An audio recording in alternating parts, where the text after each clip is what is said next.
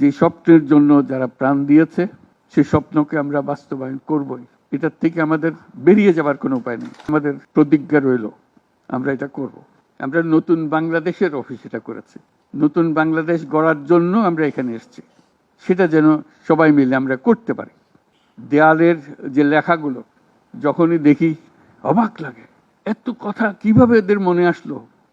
এদের পেছনে তো কোনো কবি নাই, কোনো সাহিত্যিক নাই, কোনো পণ্ডিত নাই যে কথাগুলো জোগাড় করে করে দেবে, কিন্তু সারা শহর ছড়িয়ে আছে, অন্যান্য শহরেও আছে। প্রতিটি কথা অত্যন্ত মূল্যবান, ছোট্ট কথা, ছোট্ট ছবি, অত্যন্ত মূল্যবান। শুধু বাংলাদেশের মানুষ উতলা হয়ে গেছে নতুন বাংলাদেশ করার জন্য, তাই না? আমাদের যত বাংলাদেশি সারা দুনিয়া জুড়ে আছে, তোমরা একটু আগে বলেছো তাদের কথা, তারা সবাই বলছে যে আমরা আসতে চাই, আমরা এই নতুন স্বপ্ন বাস্তবায়নে শরিক হতে চাই। কাজে তারা, তোমরা যে ঢেউ উঠিয়েছ শুধু এখানকার মনে না, সারা দুনিয়ার বাংলাদেশিদের মনে এই ঢেউ উঠিয়েছে, তারাও যোগ দিতে চায়। যারা বাংলাদেশি নয়, অন্যান্য দেশের তরুণরা, তারা বলছে আমরাও দেখতে চাই, কারণ আমাদের দেশেও এরকম দরকার। কাজে এটা কোনো সীমাবদ্ধ নয় যে বাংলাদেশের মনের মধ্যে তোমরা একটা প্রচন্ড ঢেউ জাগিয়ে দিয়েছ, প্রচন্ড স্বপ্ন জাগিয়ে দিয়েছ। তোমরা সারা পৃথিবীর তরুণকে জাগিয়ে দিয়েছ যে এই তরুণদের হাতেই সৃষ্টি হবে এই নতুন পৃথিবী। কাজেই তোমরা যেটা করলা সেটারই একটা সূত্রপাত, তরুণদেরকে দিয়েই নতুন পৃথিবীর সূত্রপাত। এটা শুধু নতুন বাংলাদেশের সূত্রপাত না, এটাই নতুন বাংলাদেশের মাধ্যমে নতুন পৃথিবীর সূত্রপাত করছো তোমরা। তোমরা ইতিহাস। আজকে মনে হচ্ছে সাধারণ কয়েকজন তরুণ সামনে বসে আছে, কিছুদিন পরে এই সাধারণরাই অসাধারণ হিসেবে পৃথিবীব্যাপী স্বীকৃত হবে, যেহেতু তোমরা অসাধারণ কাজ করেছো। সেই কাজে যেন বিরতি না আসে, এটাই হলো আমাদের প্রতিজ্ঞা, যে আমরা যেন করতে পারি। আমার একটা প্রস্তাব থাকবে, নাহিদ, আসিফ, তোমাদের সবাইকে অন্তত মাসে একটা করে চিঠি লিখো আমাদের কাছে, শুধু স্মরণ করিয়ে দেওয়ার জন্য এটা বাকি রয়ে গেল, এটা ঠিক হলো না। কারণ আমরা হয়তো অনেক সময় মাথার থেকে ছুটে যাবে, যেহেতু তোমরা যেভাবে দেখে এসছো আমরা সেভাবে দেখতে জানি না।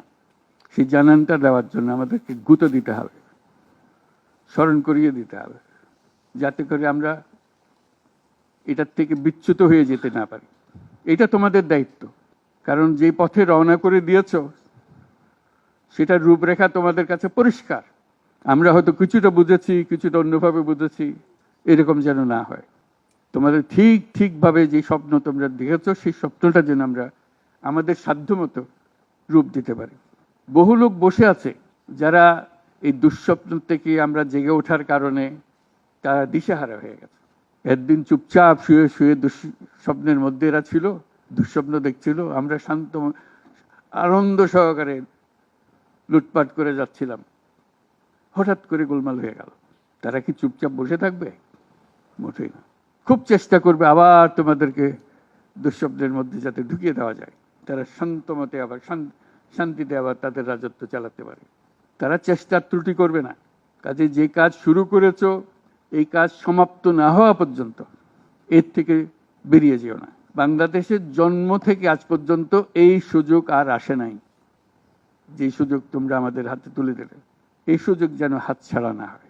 এই সুযোগ হাতছাড়া হলে বাংলাদেশের আর কোনো ভবিষ্যৎ থাকবে না। কাজে এইটা যেন শুধু রাষ্ট্র নয়, পৃথিবীর সম্মানিত রাষ্ট্র হিসেবে প্রতিষ্ঠিত হতে পারে, যেহেতু তরুণরা এটার হাল ধরেছে। এই কারণেই এটা ভিন্ন, এই কারণে এটা ইউনিক, অনন্য।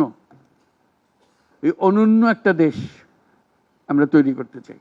তোমাদের চিন্তায় স্বচ্ছ, তোমাদের চিন্তায় সঠিক, এটা মুঠো থেকে ছাড়বে না, হাত থেকে ছাড়বে না, এবং আমাদেরকে স্মরণ করিয়ে দেবে যদি আমরা এটার এই স্বপ্নের থেকে দূরে সরার কোনো কাজ করে ফেলে। আমাদের কারো কোনো ইচ্ছা নাই এই স্বপ্ন বাইরে যাওয়ার, এই স্বপ্ন বাস্তবায়ন করাই আমাদের সার্বক্ষণিক কাজ।